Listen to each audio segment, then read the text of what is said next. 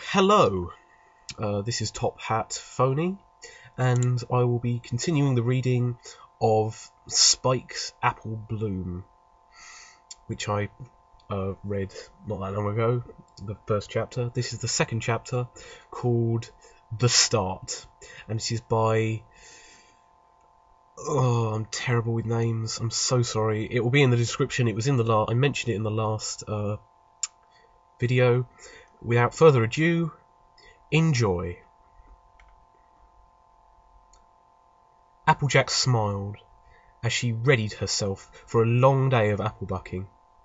Celestia's sun shone through the windows of the Apple family's legendary kitchen as Applejack prepared a hearty breakfast. "Apple Bloom," she called, her voice carrying up the stairs. "It's time to wake you up, Apple Bloom." "Good morning, sis," the filly cheerily chirped, surprising Applejack as she skipped to the table and began eating her breakfast.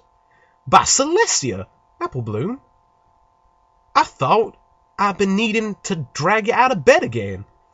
Applejack chuckled. "What? You never see me up this early?" "Well, I never really seen you up easily unless you're looking forward to something," Applejack said slowly, narrowing her eyes in suspicion. "Well, I guess I'm just happy about today, you know?" Apple Bloom mumbled, trying to steer off the subject. "Oh? Happy for what?" Applejack frowned, continuing to move the subject to its breaking point. "This isn't to do with your cutie marks crusading stuff, is it? Because, you know, we will still need to repair that last plough." Apple Bloom squeaked, her eyes darting around for an escape. Thanks for the breakfast. Thanks for the breakfast. Oh, don't you love it when they put loads of text together with no spaces to emphasize the speed that she says it? Wonderful. "Thanks for the breakfast, fast. Gotta go. Bye-bye," she yelped, running from the room. Applejack groaned and shook her head. "What's got into that filly?" "Spike, come on. Don't make me come up there," Twilight shouted as she glanced up from her book for the third time. She frowned as she once again got no response. Sighing, she got up and trotted into the living room door and proceeded towards the stairs. In her peripheral vision, she spotted an ink pot out of the space at the edge of the room and inhaled sharply. Who could have committed such a crime? As she ran over to correct the terrible misdeed, she spotted the cause for concern, a note lying upon the coffee table.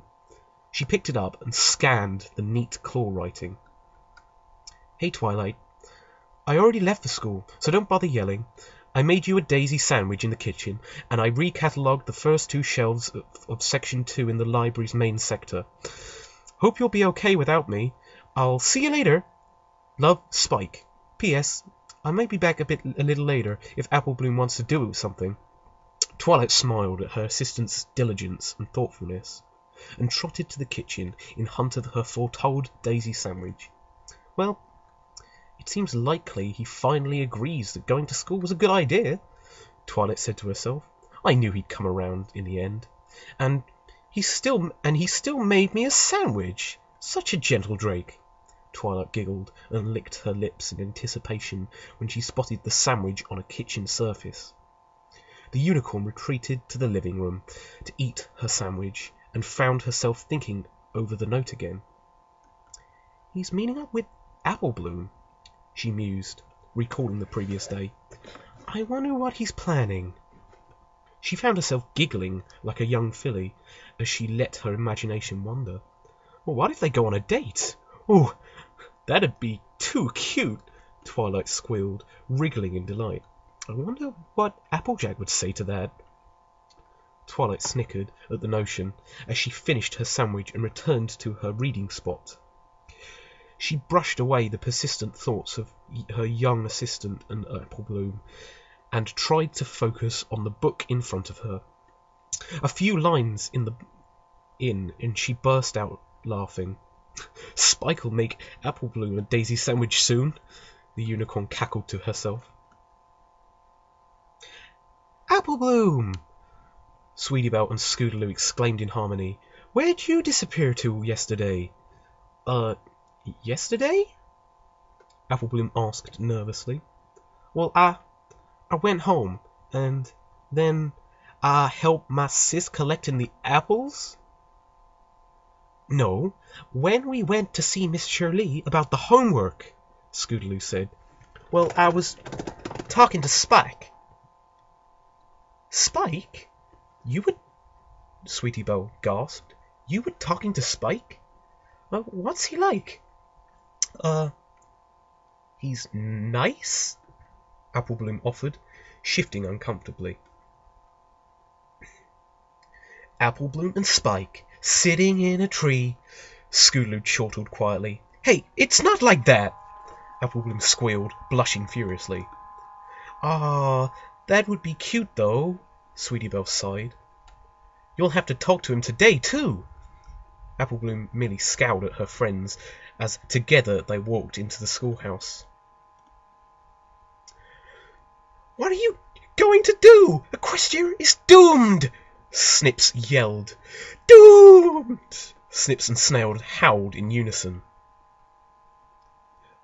"I'm sure Equestria will be fine without Miss Shirley for one day, you guys," Spike grumbled, scowling at the two distressed colts. "Well, I think I know what's going to happen. Equestria's going to blow up," Snails finished dramatically. "I don't think that will happen, Snails. For Equestria to explode, it would need a sudden, large explosive force near the center of the planet's core. However, there is only slowly decaying radioactive isotopes down there that can't provide the sudden explosive force necessary to even consider anything more catastrophic than a small earthquake. The gravitational pull of the mass itself is too strong, and it would hold the planet together in almost any circumstance anyway. There is no possibility that Equestria will explode," Spike explained. "Did you say earthquake?" Snips gasped. "Quick, everyone! Don't stay under a building! Run for your lives!" Spike groaned in exasperation, covering his face with his claw. Now, settle down, students," a voice called from across the room. Every pony froze and turned towards the voice. A stallion had opened the large doors at the schoolhouse, so this is a stallion. I'll have to come up with a voice for that. Yeah. And professionally walked to the front of the classroom.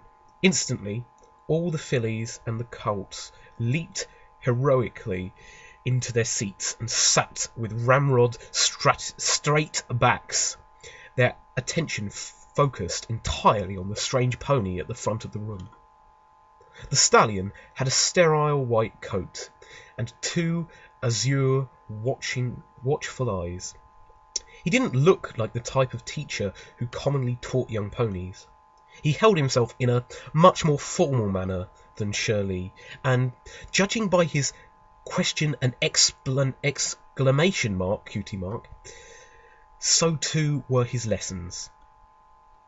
The stallion cleared his throat. "Hello, students. My name is Facts. I'm going to be your teacher today for this very special lesson.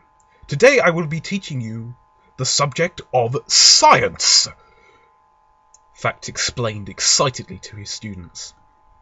A white filly raised his hand at the end of his introduction. "Yes, miss." Facts drew the sentence out into a question. "Sweetie Belle, sir," she said nervously. "And, what is science?" "Well, Miss Belle, that's a very good question. Science is a tricky thing to define. The formal definition is the knowledge of the physical or material world gained through observation and experimentation. but this can be tricky to fully understand, Facts explained. In simpler terms, if I hold a ball like this, Facts picked up a ball, and I let it go, what will happen? The class fell silent, as if the question baffled them. It falls due to gravity, Spike offered from the back of the room. Indeed, Facts inhaled sharply. I didn't realize we had a dragon in our midst. You are spot on, mister. Spike, the dragon replied. Yes, you are spot on, Spike, Facts smiled widely. It falls, and that's very obvious, don't you think? We all know things fall, but why? Why do things fall? This is what ponies years ago wondered, and they came up with the idea that there is a force pulling down, keeping all ponies on the planet, and they call this force gravity. Gravity? Snips whispered. That's what Spike said was stopping Equestria from blowing up. Spike elicited another groan. So, Facts continued. Now we think that there's a force pushing this ball to the floor. Facts dropped the ball. But what if I drop this pencil? Facts picked up a pencil and dropped it. Did that drop at the same speed? It didn't, Applebloom called. You are correct, Miss Applebloom, the filly announced proudly. Indeed, Miss Bloom. Why do you think this is? Applebloom's exuberant smile faltered. Is it because the ball is heavier? Spot on, Facts beamed. See, you already know the subject better than I do. Now comes the real big question. Gravity acts on objects that weigh different amounts with different strengths. So, how do we measure gravity? In this lesson, I want you all to try a little experiment. We're going to drop objects from the same height and measure how long it takes them to hit the floor. And then we will compare our results. If you could organize yourself into pairs, please. Instantly, the silence of the room was broken up by the excited squeals of young fillies and colts as they searched for partners. Spike hadn't budged from his seat. This is too similar to experiments Twilight had me doing back in Canterlot, he groaned. Hey, Spike, a filly's voice called. Instantly, Spike's head whipped around to face Applebloom. Oh, hey, Applebloom, he said, brightening up. Spike, I, was wondering if you'd like to be my partner? Applebloom asked. For the science experiment, I mean, she said quickly, squirming unfortunately as she glanced back at her friends. Sure, I'd love to, Spike beamed. As much as he didn't want to admit it, he didn't relish the idea of working on his own. He glanced at Sweetie Belle and Scootaloo, whom were giggling to each other, and raised his eyebrows in bemusement. Great, Applebloom said. I'll go grab some objects. Wait here. Okay, thanks, Spike said. All of a sudden, he felt much more excited about the lesson now. Maybe this won't be such a dull lesson after all. Maybe I can hang out with Applebloom. Ow! Sweetie Belle complained. Sorry, Sweetie Belle, Scootaloo grinned sheepishly. I didn't mean for that chair to land on you. Why were you dropping a chair from so high anyway? Sweetie Belle whimpered, rubbing her flank. He said we should measure objects from different heights, so I tried from the ceiling, of course, Scootaloo chuckled. The pair were just exiting the school building for recess when a voice called from behind them. Howdy, girls! What's up? Applebloom chirped as she bounced up to her friends. Oh, not much, Sweetie Belle replied, brushing off the question. How about you, Applebloom? Yeah, How was Spike? Scootaloo giggled shamelessly. He was fine, Applebloom said, curtly with a scowl. He helped me with my science experiment. The pair looked at each other and continued giggling. Sorry, Applebloom, Sweetie Belle apologised, wiping a tear from her eye. We just think it's really cute. No, you think it's really cute, Sweetie Belle, Scootaloo said stiffly. I'm not into the girly, frou-frou stuff. Bleh. Bleh. Watch out, Applebloom, Sweetie Belle said sullenly. Isn't that Diamond Tiara's seat? The filly motioned to the table from the previous day where the incident between Applebloom and Diamond Tiara had occurred. It's all right, girls. I'm not gonna let her get to me this time. This isn't her spot, Applebloom announced boldly as she sat down in the same spot as the previous day. As if on cue, Diamond Tiara strutted up to the table, a look of pure disgust in her eyes. And what made you think that I'd given up my seat, blank flank? Diamond Tiara said, smirking. This is my seat, Diamond Tiara. You can go get your own, Applebloom replied, feeling more confident with her two friends by her side. Diamond Tiara recoiled as if she'd been physically struck. Oh, you're joking, right? You've got to be. Every pony knows that is my seat, the filly hissed. Just as Diamond Tiara said that, Spike walked onto the scene. He walked up to Applebloom before looking at the opposing filly. You're Diamond Tiara, right? Spike asked, turning to face her. Yeah, so what? I'm not going to talk to losers like you. What's a dragon even doing here anyway? It's not like you even belong with the ponies, she snickered.